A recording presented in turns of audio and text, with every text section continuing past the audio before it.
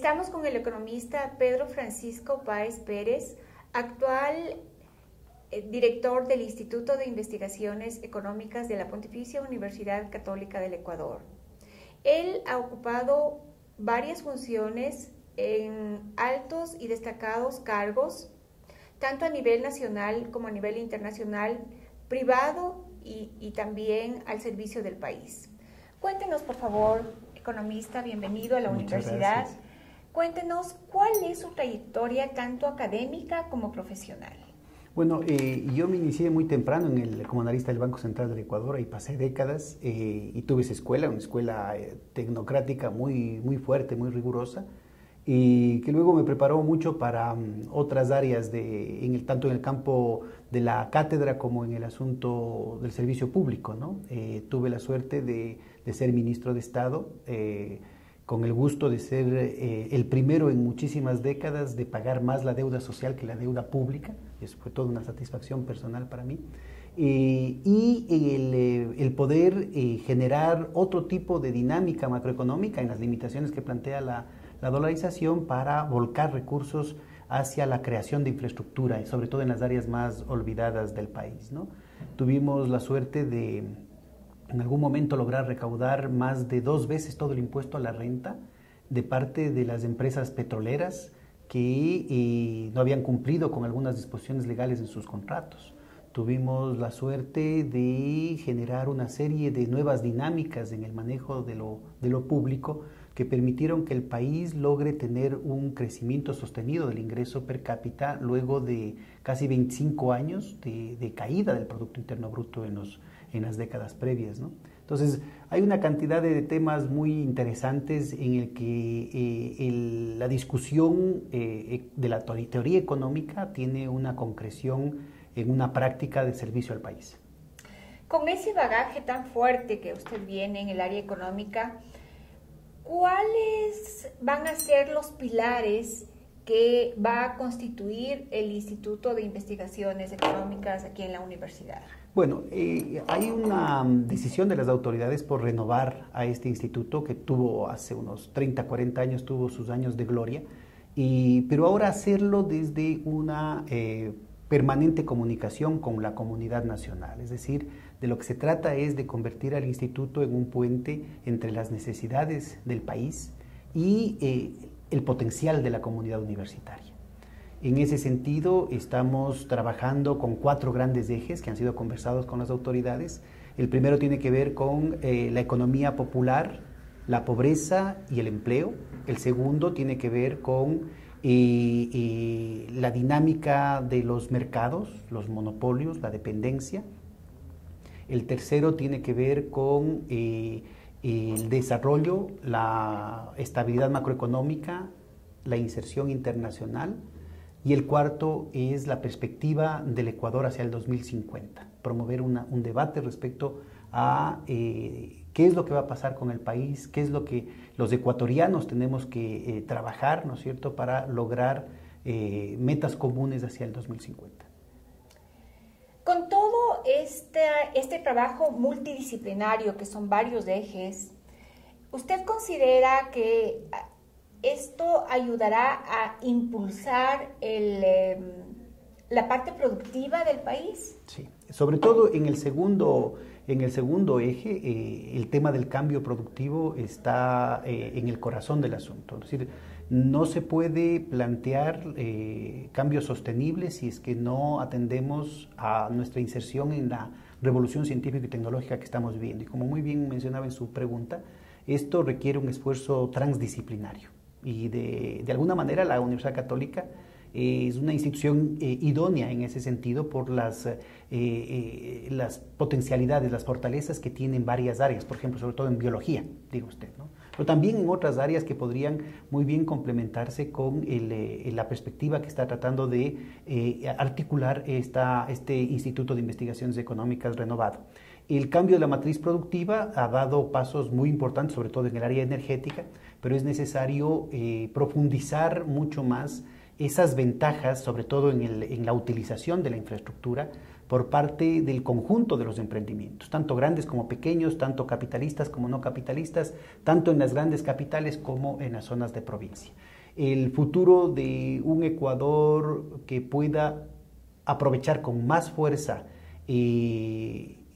la generación de servicios con alto valor agregado pasa por una mayor capacidad de descubrir sinergias en nuevas áreas de emprendimiento, en nuevos tipos de emprendedurismo, sobre todo el emprendedurismo social, y en lo que es más importante, en la construcción de nuevas formas de tejido productivo, ¿no? Eso, lastimosamente, dadas las fuertes tendencias rentistas que atraviesan la historia, la cultura del país, no necesariamente surgen espontáneamente. Y por eso es muy importante ligarlo al primer eje, que tenía que ver con el tema de la economía popular, pero no una economía popular congelada en el neolítico, sino precisamente volcada a lo que son las potencialidades de las tecnologías de vanguardia del siglo XXI, que particularmente son apropiadas, no como en los anteriores paradigmas tecnológicos a umbrales de inversión prohibitivos, sino mucho más apropiadas para formas flexibles de producción, que involucran más la creatividad, que involucran más relaciones de fraternidad y de cooperación y colaboración entre los productores, que el rol clásico, digamos, del despotismo de fábrica, ¿no? Bueno, en este caso, la relación con la universidad prácticamente usted la tiene en sus manos, por favor, perdón, y ¿cómo será ya el proceso de relación con la sociedad? Bueno, son en realidad dos frentes importantes, ¿no? No creo que sea tan trivial el tema con las distintas instancias de la universidad. Aquí hay un proceso de cambio muy importante de la comunidad universitaria y que además atraviesa a la Universidad Católica, es decir, la trasciende en el sentido de que ha sido parte de todo un esfuerzo colectivo de la sociedad ecuatoriana, esta inversión que se ha hecho en la educación superior y que necesitamos irla aterrizando en torno a las necesidades del país. Y ahí viene el segundo gran reto, que tiene que ver con una nueva forma de articulación de lo que podríamos llamar el ecosistema de innovación, ciencia y tecnología, con la sociedad misma, con los productores directamente. Y esto involucra no solamente a los grandes productores de las grandes empresas, que ese sería un modelo verdaderamente nefasto para el país, sino vincular de manera democrática a todos los sectores del país, permitiendo que inclusive las iniciativas de los sectores más postergados puedan tener el apoyo académico, puedan tener el apoyo técnico, puedan tener el acceso al conocimiento, al entrenamiento, al acompañamiento, pero también, por ejemplo, disponer de las facilidades que tienen aquí con los laboratorios. Por eso es tan importante el tema del esfuerzo transdisciplinario que mencionaba usted anteriormente, ¿no? Entonces, lo que estamos trabajando ahorita es precisamente en generar esos canales de comunicación que no necesariamente han sido muy fluidos. La Católica ha tenido antecedentes brillantes en distintas épocas. Yo tuve la suerte de apenas entrado acá ser invitado a una reunión en la que el rector compartía con dirigentes del movimiento campesino e indígena del Cotopaxi. ¿Quién era el rector en aquel? No, con el rector actual, con Fernando Ponce. Y estaban las autoridades de las facultades de Economía, de Ingeniería, de Geografía, ¿no? Entonces hay una experiencia ahí. Y rectores anteriores, yo entré a la universidad, yo soy también egresado de aquí de la Católica. Yo entré a la universidad cuando acababa de salir el padre Hernán Malo, ¿no? Y de esa época también hay unos recuerdos muy importantes de ese interés de la universidad por acercarse a la gente, y sobre todo, dado que es una pontificia universidad católica, el hacer verdadero, el hacer auténtico ese compromiso con los más pobres, ¿no? Esa opción preferencial por los pobres que la Iglesia ha manifestado, sobre todo la Iglesia latinoamericana, con mucho más fuerza desde Medellín en 1968, pero que obviamente está en los pilares fundacionales del cristianismo en sus orígenes, ¿no? Claro. El compromiso con los más pobres significa netamente el humanismo de la universidad, que es la raíz de la universidad. Así es, porque hay que tener mucho cuidado, ¿no es cierto? El que ahora, bajo el discurso de lo técnico, de lo eficiente, ¿no es cierto? En realidad lo que estamos es cultivando una nueva religión, Que ahí hay un sociólogo egipcio, Samir Amin, que dice que no es el monoteísmo, sino el moniteísmo. Entonces, la religión del dinero, el dios dinero, que es el Moloch, pues, ¿no? Se hacían los sacrificios de niños, se lo hacían en la antigüedad al dios dinero. Entonces, ahora también se están sacrificando a través del hambre, del desempleo, de la postergación, a miles y millones de seres humanos, precisamente bajo la dictadura de un mercado, pero así despiadado, ¿no? Tengo entendido que usted realizará varios eventos en la universidad en cada año, por lo menos 2 eventos cada mes. Así es. ¿Cómo lo hará y cómo lo fortalecerá cómo fortalecerá todas esas Bueno, acciones? desde ya la invitación a todas las facultades y a todas las instancias de la universidad, ¿no? En el mes de marzo hemos iniciado con un homenaje a un sacerdote jesuita que precisamente dedicó su larga vida al trabajo y a la investigación, tanto teórica como aplicada, con los sectores más vulnerables del mundo entero, François Outard, que murió en junio del año pasado.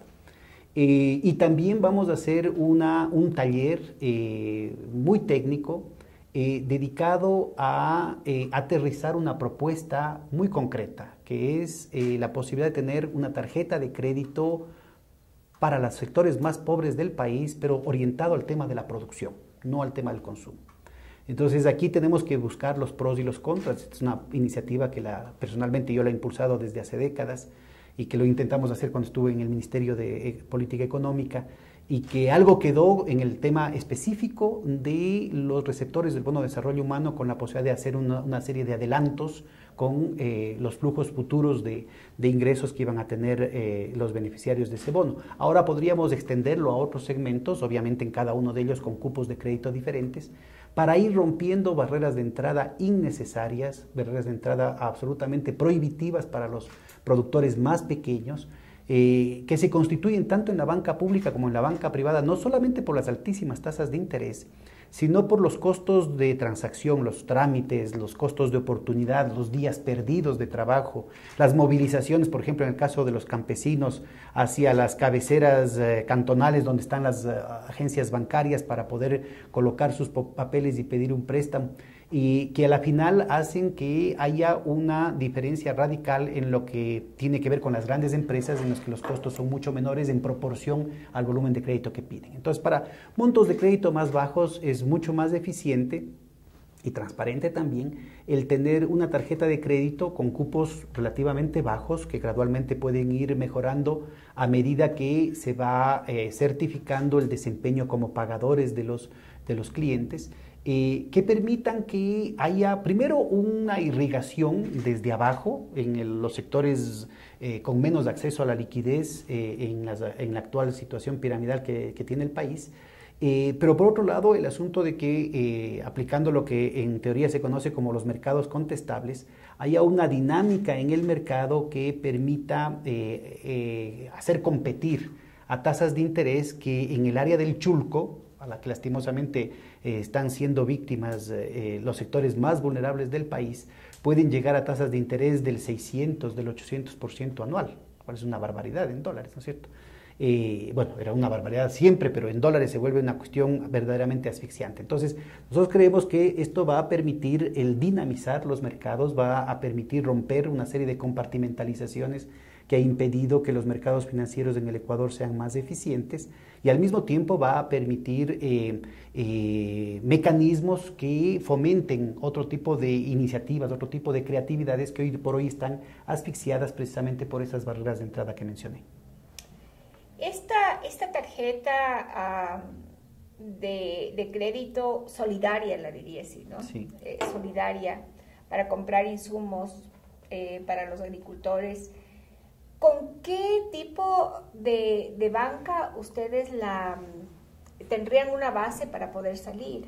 Verá, está planteado, es una propuesta, ¿no? Aquí van a discutirse los pros y contras. Parte del esfuerzo que está haciendo el instituto es coadyuvar a institucionalizar en el país una cultura del diálogo respetuoso, plural, responsable, riguroso, como lo vamos a hacer en este taller. Y estamos trabajando con varios segmentos. El primero que lo había mencionado es el tema de los receptores del bono de desarrollo humano. A la final, en el peor de los casos, son ecuatorianos que reciben un flujo anual de $600, que si no pueden pagar su crédito, podría descontarse directamente de esos $600. Entonces, cualquier cupo de la tarjeta de crédito por debajo de los $600 es absolutamente sustentable. Entonces, ese es uno de los segmentos. Otro segmento es el de los clientes del Banecuador, ¿no? Tanto lo que tiene que ver con la banca del pueblo, lo que tiene que ver con la economía popular urbana, como las líneas más tradicionales vinculadas sobre todo a los campesinos, ¿no? Los agronegocios tienen otro tipo de posibilidades, pero sobre todo los segmentos más vulnerables tienen que ver con la economía popular urbana y con la economía popular rural ligada a la economía campesina y ciertos sectores medios que inclusive pueden ocupar el trabajo asalariado, pero que tienen muy poco acceso a los mercados de capitales. Luego se tiene el pequeño y mediano industrial, para lo que está invitado el MIPRO, y la Junta de Defensa del Artesano, la Cámara de Economía Popular y Solidaria y una serie de emprendimientos, digamos, que no corresponden con el gran capital, que tendrían, digamos, otro tipo de mecanismos que tal vez ligados a la Corporación Financiera Nacional, que también está invitada para el evento.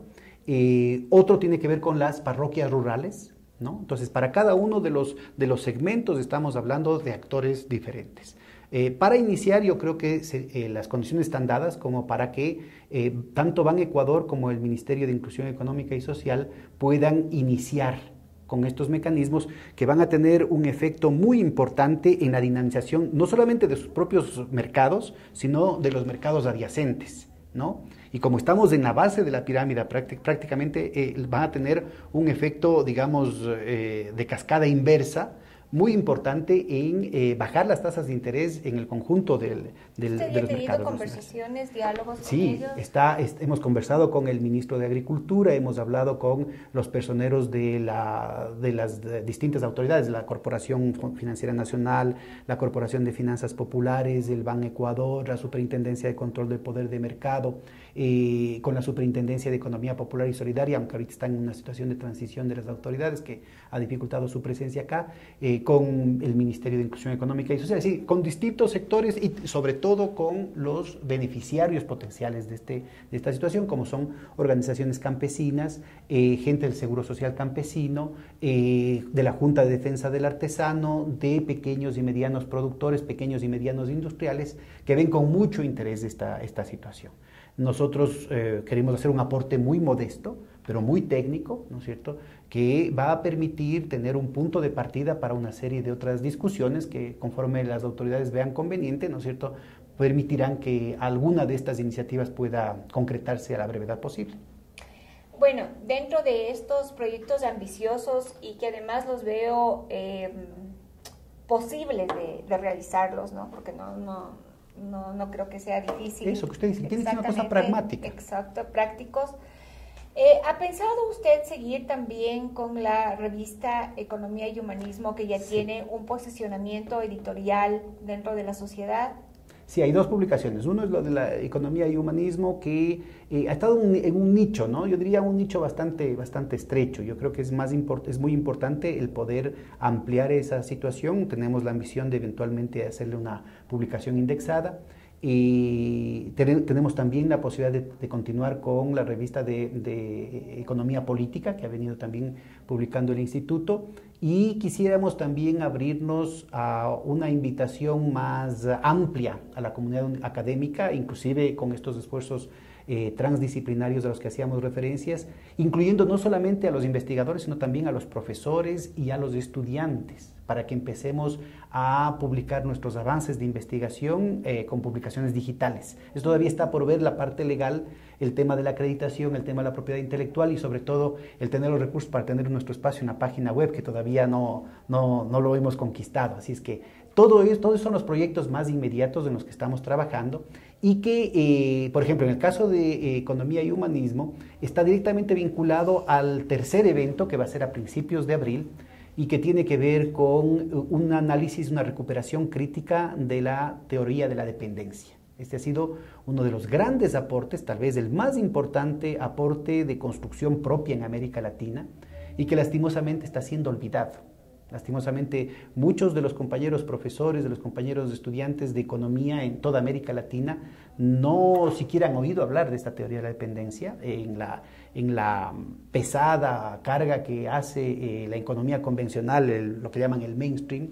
Hay muy poco espacio para estas teorías heterodoxas, pero que a pesar de su olvido y obviamente con una visión crítica, pueden generar luces muy importantes para entender no solamente la crisis mundial, sino la situación del continente, la situación más específica del Ecuador y sobre todo cuáles pueden ser las acciones que nos permitan mirar con más optimismo al futuro y no ser solamente sujetos pasivos, digamos, objetos de la hostilidad y de la volatilidad de los mercados internacionales. Así es que para ahí va el primer número y aprovecho esta oportunidad, el primer número de esta nueva temporada de la revista Economía y Humanismo quisiera orientarse precisamente a esto, al pensamiento propio de América Latina. ¿Va a seguir siendo anual? Eso vamos a depender de cuáles son las contribuciones que tengamos.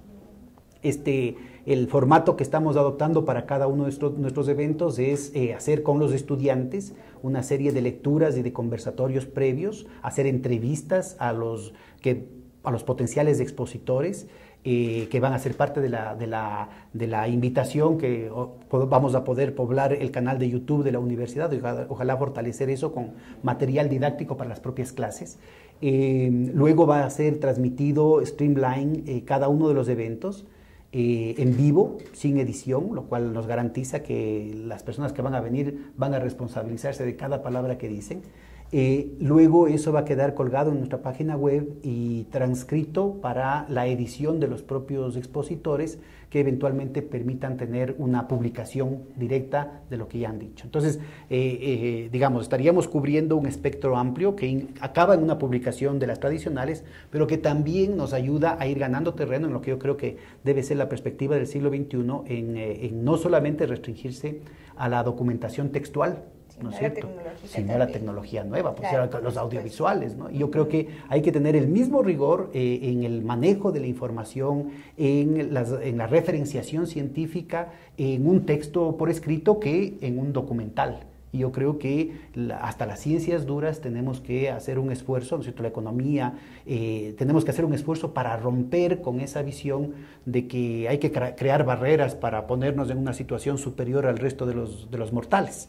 Por el contrario, yo creo que una de las obligaciones de los profesionales, de los intelectuales, de la academia, es poder ser capaces de comunicar. Hasta las cosas más difíciles deberíamos ser capaces de comunicar al conjunto de la sociedad en un proceso de responsabilidad, en un proceso de pedagogía social que nos permita realmente devolver a la sociedad el esfuerzo enorme que significa el hecho que existan estos privilegiados que somos los de las universidades, tanto públicas como privadas, ¿no? Es decir, no es un problema de cuánto es lo que pagué yo o cuánto es lo que pagó mi papá, sino que es un esfuerzo del conjunto de la sociedad el hecho de que exista una institución como es la universidad, eso digamos a nivel mundial, ¿no? Entonces, es una conquista civilizatoria muy importante que yo creo que debemos devolverla en términos de un servicio a la sociedad.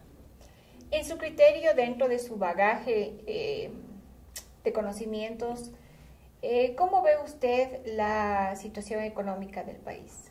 Es muy complicada. Yo creo que después, y eso se lo puede ver en las estadísticas, lastimosamente hay una contaminación muy agresiva de la política en torno al análisis y a la discusión económica que impide que se vean con claridad las cosas, pero las cifras dan muy poco margen a opiniones interesadas de fundamentalismos de un lado o de otro, ¿no? Uno puede ver, por ejemplo, en estadísticas que pueden ser del Fondo Monetario, del Banco Mundial, del Banco Central, del Ministerio de Finanzas, el ingreso nacional per cápita. Entonces, en los años 70, con fluctuaciones, se seguía aumentando hasta 1981, y con la aplicación de las políticas neoliberales lo que se tiene es una situación a la baja, es decir, nunca se recupera el PIB per cápita de 1981, sino a partir del año 2004. Se tiene una pequeña burbuja en el año 1927 que estuvo directamente vinculado al reventón financiero de la crisis que expulsó varios millones de compatriotas en cosa de 3, 5 años. Y solamente después del 2005 es lo que se tiene, asimismo con fluctuaciones, un crecimiento sostenido del promedio, del ingreso medio.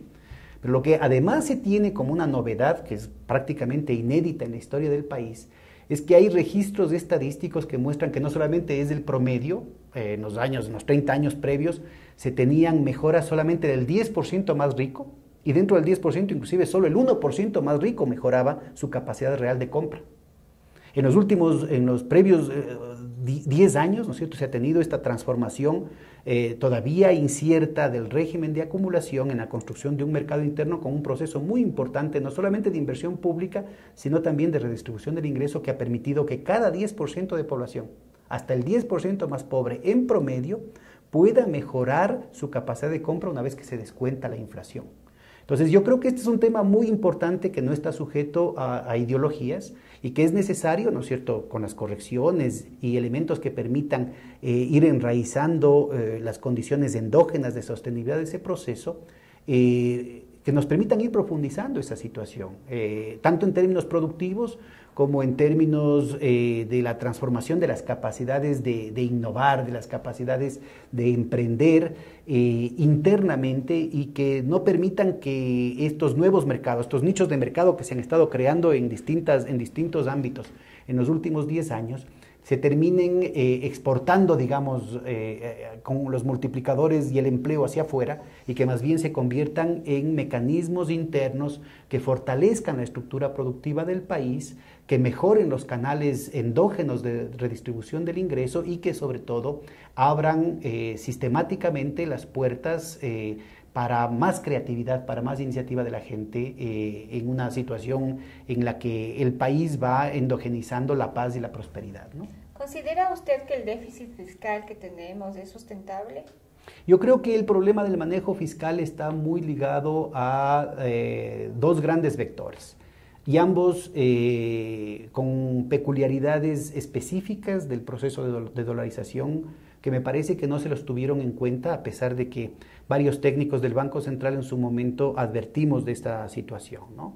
El primero tiene que ver precisamente con la mutilación de instrumentos de política económica que afectan directa o indirectamente al manejo fiscal.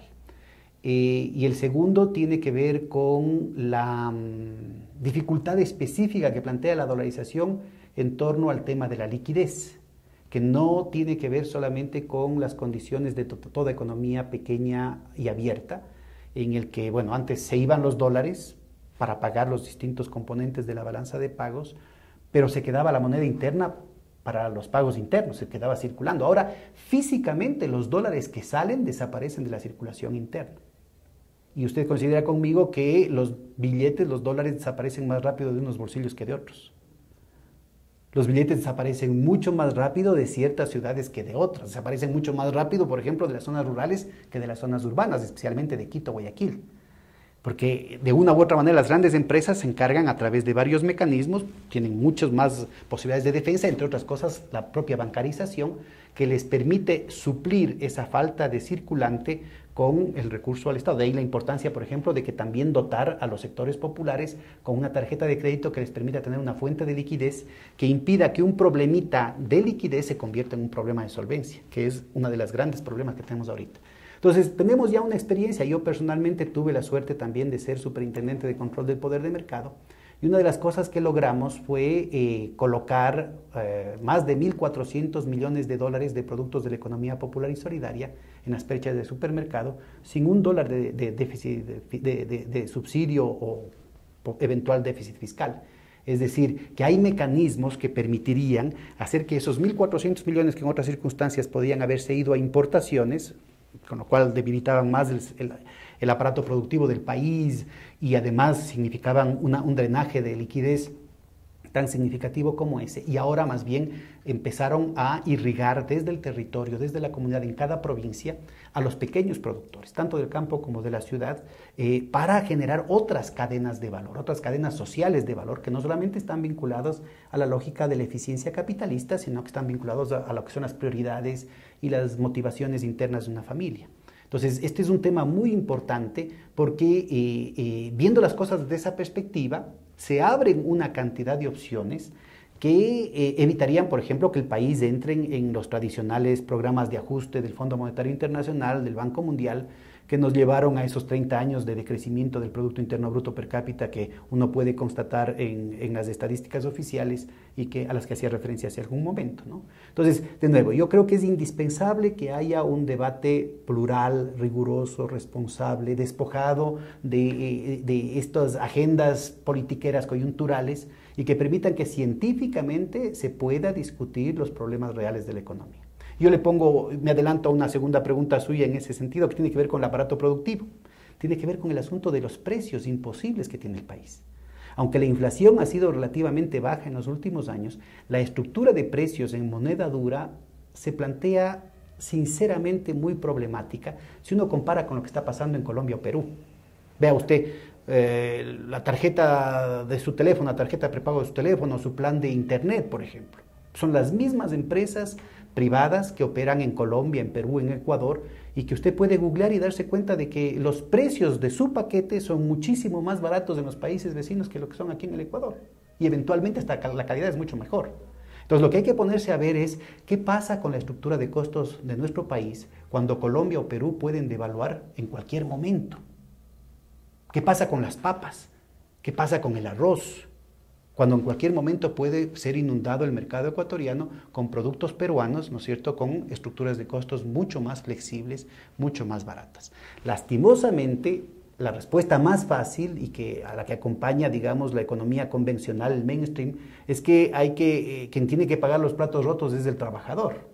Entonces lo que dicen es que lo que tienen es que bajarse los salarios de los empleados públicos, de los empleados privados, ¿no es cierto?, hasta que nos volvamos competitivos. Eso es una reacción absolutamente suicida. Esa fue la receta precisamente que disolvió el mercado interno que teníamos hasta principios de los años 80 y que impidió que la economía ecuatoriana pueda levantar cabeza, sino hasta los años 2004, 2005, en el que los factores externos fueron muy importantes, pero no condición suficiente como para que haya una dinámica endógena de recuperación de los mercados. Es muy importante el mantener la dinámica interna del país porque la inestabilidad de los mercados internacionales va a mostrarse en plazos muy cortos verdaderamente explosiva, ¿no? Es decir, la crisis internacional no ha desplegado todo su poder destructivo, no es cierto que lo peor de la crisis ha pasado, la metástasis de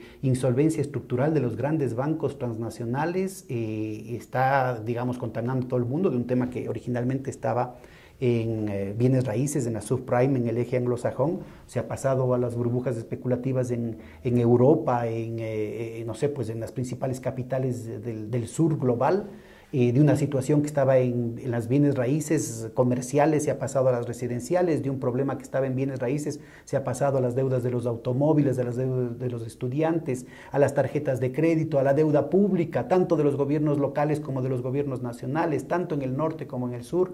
Es decir, el tema no ha acabado.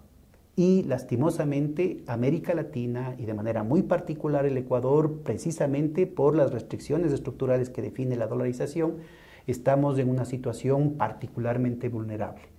Los economistas aquí tenemos una deuda con nuestras sociedades, con nuestros pueblos. No hemos sido capaces de generar teorías, de generar un pensamiento propio, un análisis concreto de la situación concreta que nos permita no solamente alertar del peligro, sino abrir alternativas. Con esta realidad nefasta, diría yo, ¿no?, de lo que está sucediendo en el nefasta, país, pero con posibilidades de esperanza. Dentro de esas posibilidades de esperanza, ¿usted considera que la dolarización tendría que salir del país o tendría que quedarse? Esa es una dicotomía que está circunscrita precisamente al pensamiento ortodoxo, al pensamiento neoclásico, ¿no?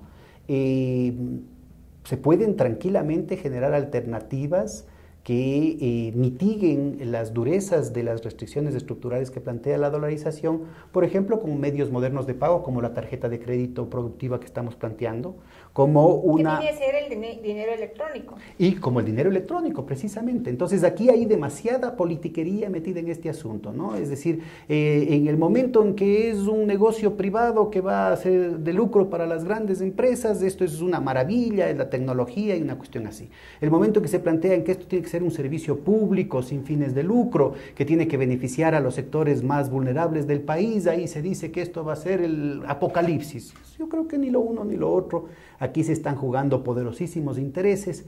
Habría que ver si efectivamente, ahora que los grandes monopolios están teniendo una oportunidad para ser ellos los que desarrollaron, que pudieron haberlo desarrollado desde hace mucho tiempo. Yo personalmente, desde el Banco Central, hace 17, 18 años, venía planteando la necesidad de establecer mecanismos como los que usted sugiere a través del dinero electrónico, las tarjetas de crédito de otro tipo, ¿no es cierto?, para generar mecanismos que permitan que la creatividad, la capacidad de hacer negocio desde el territorio, desde la comunidad pueda mejorar, inyectar oxígeno en definitiva a la economía, podrían ser implementadas. Y hasta ahora no se tiene ninguna respuesta del sector privado. Entonces lo que tenemos es que hacer una discusión seria, una discusión responsable, rigurosa, como la que vamos a hacer precisamente en el taller y en los talleres que van a continuar sobre estas propuestas pragmáticas con los pros y los contras que correspondan, ¿no es cierto?, precisamente para ver qué alternativas tiene el país para enfrentar los retos que nos plantea la dinámica, no solamente de la economía mundial, sino las restricciones internas que tenemos en el país, y cómo la creatividad de la gente puede encontrar soluciones, ¿no? Entonces, yo no creo que estas cuestiones de nefasto o no nefasto sea lo más apropiado.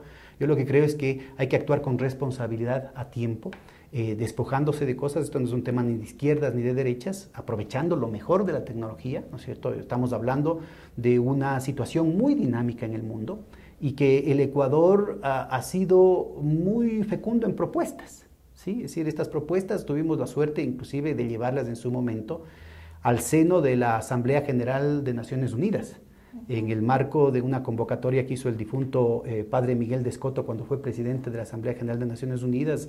En el grupo y la comisión Stiglitz, ¿no es cierto?, se lograron plantear estos temas, se lograron plantear a nivel del G20 también este tipo de propuestas.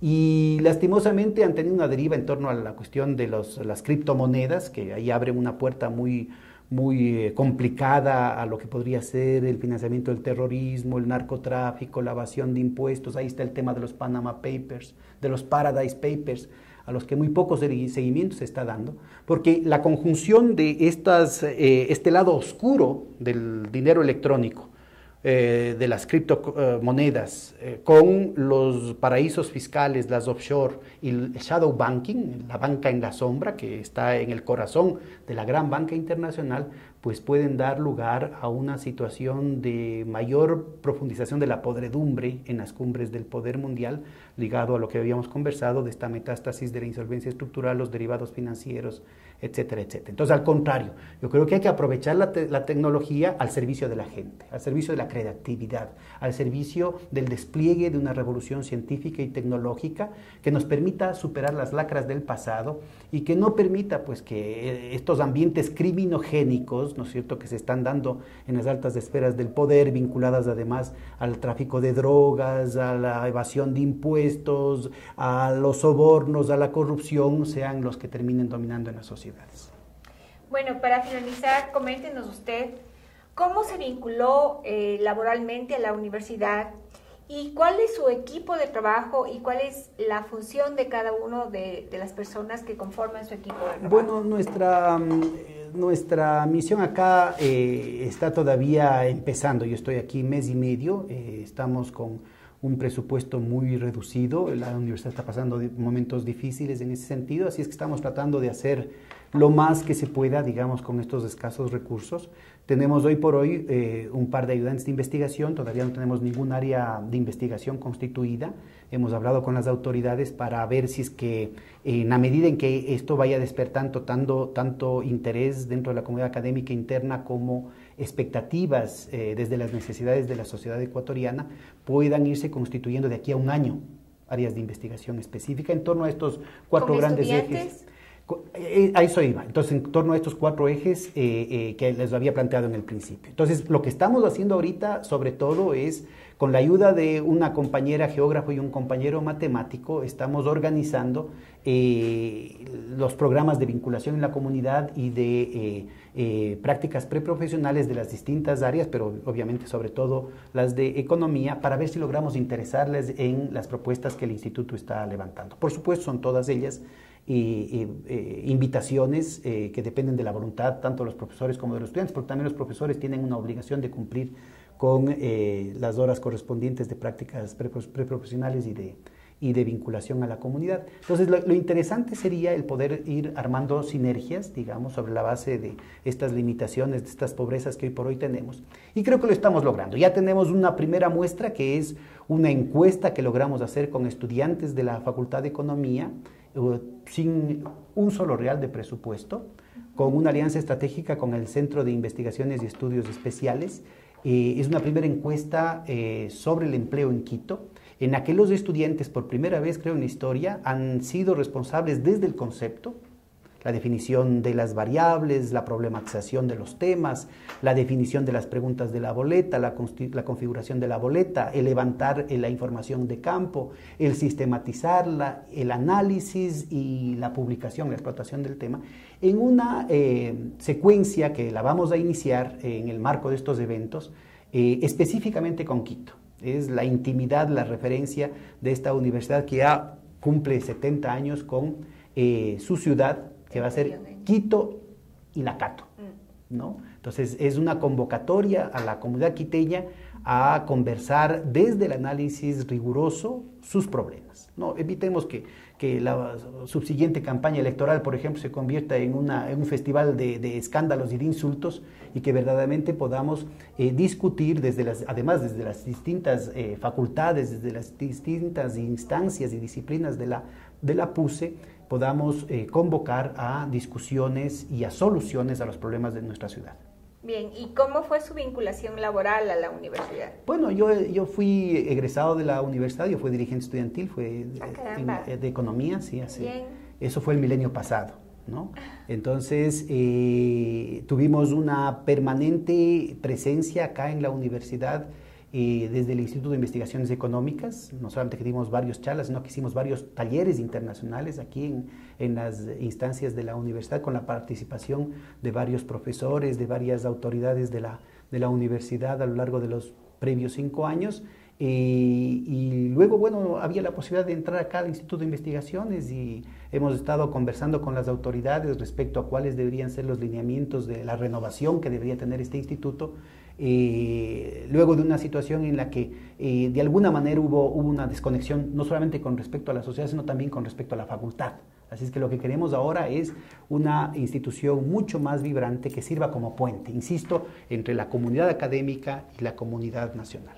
Bueno, le deseo muchos éxitos y agradecerle por su tiempo. Y queda bienvenido para la comunidad universitaria, y gracias también al tiempo de ustedes. Muchas gracias. Gracias.